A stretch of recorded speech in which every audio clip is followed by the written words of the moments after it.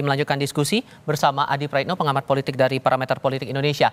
Mas Adi, merespon aduan dari tim ses Rido ke DKPP terhadap KPU Jakarta dan KPU Jakarta Timur dan meminta agar ada pemungutan suara ulang, itu memungkinkan atau tidak menurut Anda melihat dinamika yang ada sekarang?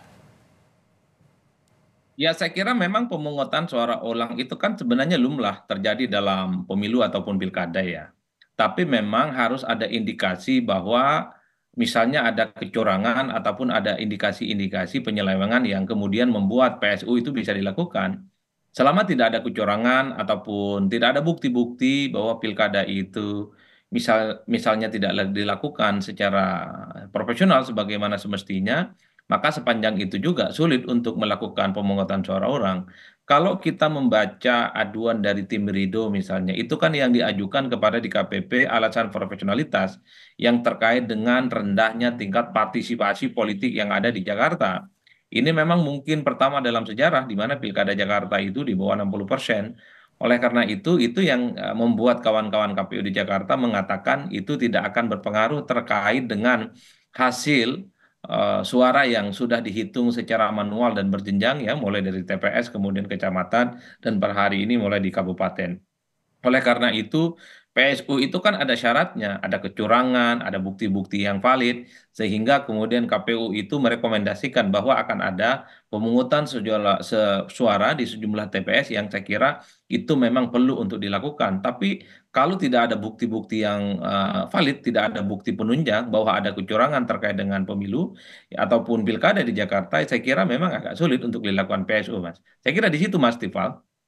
Apapun hasilnya tergantung pada rekapitulasi yang berlangsung hari ini, kunciannya ada sekarang. Kalaupun nanti prosesnya sudah berlangsung lancar sepanjang malam hari ini, tentu akan menjadi angin segar juga biar ada kejelasan kepada publik begitu. Cuman kalau kembali ke pertanyaan saya masalah PSU itu tadi, Mas, kalau alasannya masalah formulir C6 yang tidak tersebar merata, apakah itu memungkinkan bisa dikabulkan permohonan dari tim Rido untuk PSU? Nah, itu yang sebenarnya sedang akan kita tunggu karena sebenarnya formulir C itu sebatas undangan untuk mencoblos dan bahkan sebenarnya bagi siapapun yang tidak mendapatkan undangan mencoblos itu kan bisa menggunakan KTP ataupun kartu keluarga datang ke TPS menunjukkan bahwa dirinya adalah sebagai orang yang kemudian juga berhak untuk memberikan suara di TPS.